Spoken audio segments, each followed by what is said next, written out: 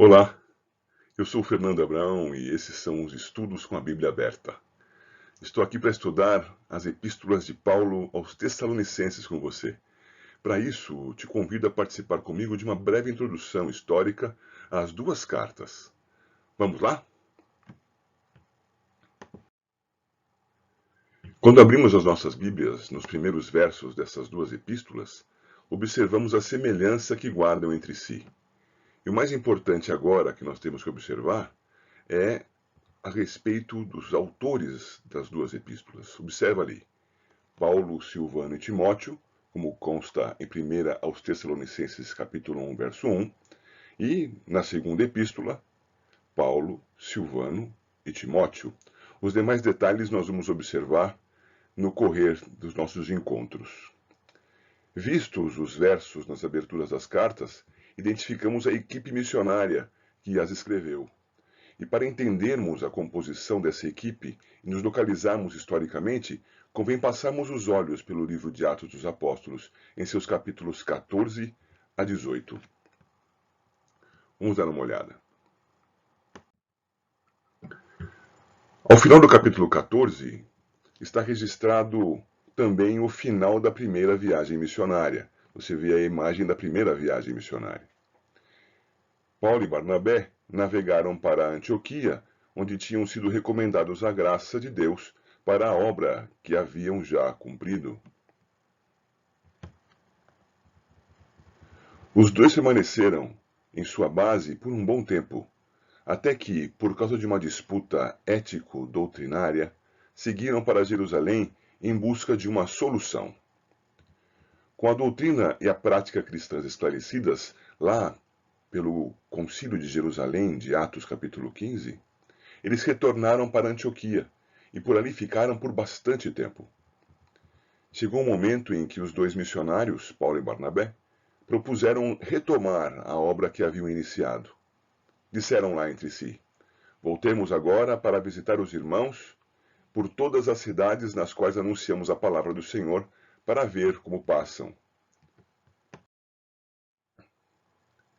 Barnabé desejava levar Marcos consigo, e Paulo não admitia essa possibilidade. Separaram-se então.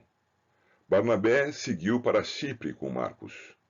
Eles então se separaram e Barnabé seguiu para Chipre com Marcos. Você vê aqui na imagem de fundo a trajetória da primeira viagem missionária e observa que é o mesmo trajeto que começa a ser feito por Barnabé, a ver novamente aqueles que haviam sido evangelizados na primeira viagem. Paulo escolheu a Silas como seu novo parceiro de jornada, seguindo com ele para a Síria e Cilícia, e chegando até Derbe e Listra, na Galácia, onde juntaram Timóteo à equipe. Lá, na Galácia, eles circularam pela região e pretenderam seguir para sudoeste em direção à Ásia. Sim, a região sudoeste da Ásia Menor era chamada de Ásia, mas o Espírito Santo não permitiu que eles fossem para lá. Tentaram então ir para o norte e para a Bitínia, mas o Espírito de Jesus não permitiu.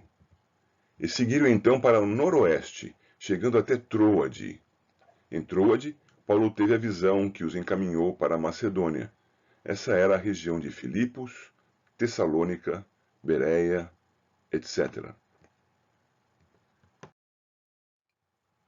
Vamos dar uma olhada nisso. Paulo e Silas saíram de Antioquia, seguiram para o norte, passando pela Síria e chegando à Cilícia. E enquanto estavam apenas os dois, decidiram subir em direção à Galácia, passando por Derbe e Listra. E em Listra, eles agregaram à equipe Timóteo. Chegando à Galácia e à Frígia, decidiram que deveriam descer para a Ásia, essa região sudoeste da Ásia Menor. Mas o Espírito Santo não permitiu. Subiram para o noroeste e defrontaram com Mísia, da onde pensaram que deveriam ir para o norte, para a Bitínia, onde ainda não havia chegado o Evangelho. Contudo, o Espírito de Jesus não permitiu.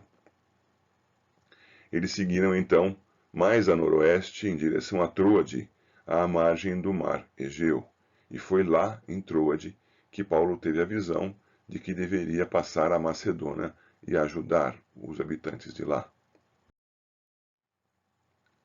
Na Macedônia, os missionários iniciaram o seu ministério em Filipos, onde tiveram muito trabalho e de onde saíram sob as escusas dos pretores que os haviam açoitado e encarcerado injustamente.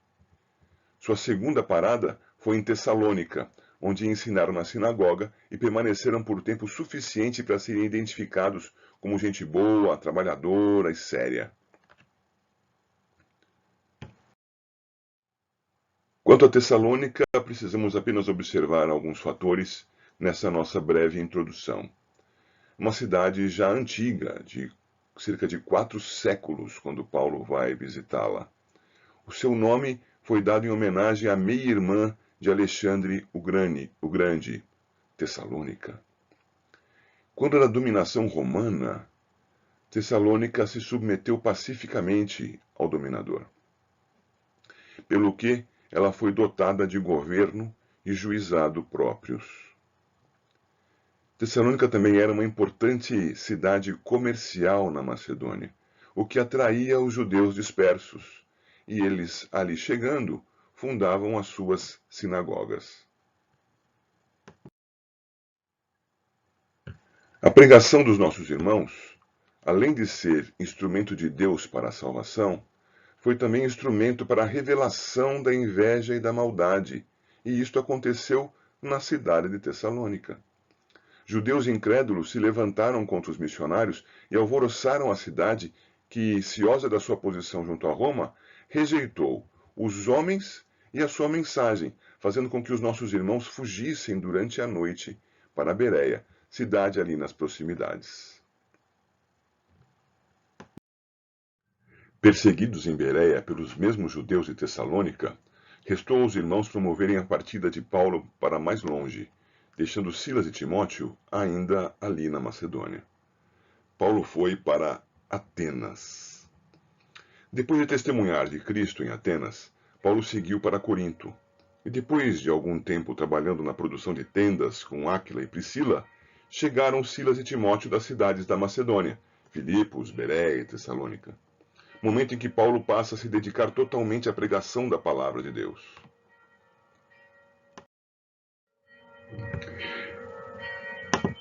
Nesse momento e lugar, isto é, nos anos 50, 51 depois de Cristo, em Corinto, com notícias dos tessalonicenses trazidas por Silas e especialmente Timóteo, entende-se que o apóstolo tem escrito a primeira carta, não tardando em escrever a segunda. Bem, essa foi a nossa breve introdução às epístolas de Paulo aos Tessalonicenses. O nosso próximo estudo já será no texto da primeira epístola. Espero que você guarde tempo para lê-la e possa estar comigo novamente. Que Deus abençoe a sua vida. Até mais.